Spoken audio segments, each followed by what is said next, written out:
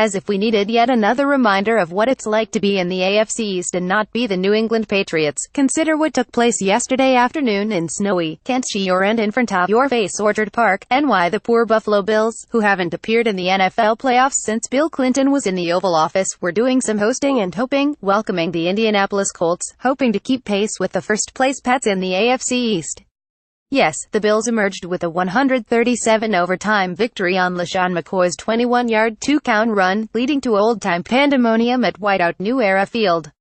Kids threw celebratory snowballs. Old men cried tears of joy. We even saw Bills players doing Lonnie Paxton-like snow angels on the field, reminiscent of the Snow Bowl, also known as the Tuck Rule game at Foxborough Stadium in January of 2002. For Bills fans, it was a thrilling end to a chilling day.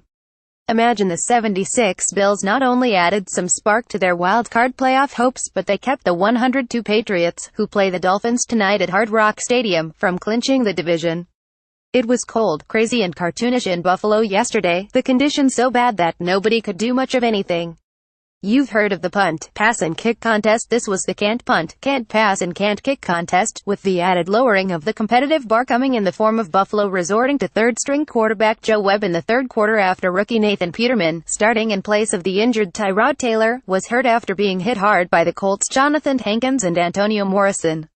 Webb was placed in charge of a 70 lead when Peterman was placed in concussion protocol. But before continuing, let's consider the then and there. You're the Bills, and you're desperately trying to keep pace with the five-time Super Bowl champion Patriots. You're in the thick of a blinding blizzard, and now you're rolling out Joe Webb, a career journeyman who last threw a two-count pass in 2011 when he was with the Vikings. Hope seemed dashed when Colts quarterback Jacoby Brissett, remember him, led Indy on a grind-out 19-play, 77-yard drive that chewed up 953 on the clock, culminating with a 3-yard pass to Jack Doyle with 116 remaining. Here, the crazy got crazier. The Colts staggered into the day with a 39 record and aren't going anywhere but home once the regular season is over. So Coach Chuck Pagano went for the nothing-to-lose, game-winning two-point conversion rather than the game-tying pat. And it worked, as Brissett again connected with Doyle, except that it didn't work because the Colts were flagged for offensive pass interference. A two-point try not really an option now, the Colts went for the pat. And out came Vinatieri. And now we go back to the Snow Bowl Tuck Rule game. Imagine some fool approaching Vinatieri after yesterday's game in Buffalo and saying, "Have you ever seen anything like this?" He would have laughed, and then he would have cried. Vinatieri, as all Pats fans know, as all Raiders fans know, as your great Aunt Sally living in a cabin in Montana knows, is the guy who kicked the game-tying 45 yards and game-winning 23 yards field goals in the snow on the evening of January 19, 2002 to lead the Pats to a thrilling 16-13 playoff victory over Oakland. It was the end of the line for Foxborough Stadium. And it was the beginning of the Pats dynasty.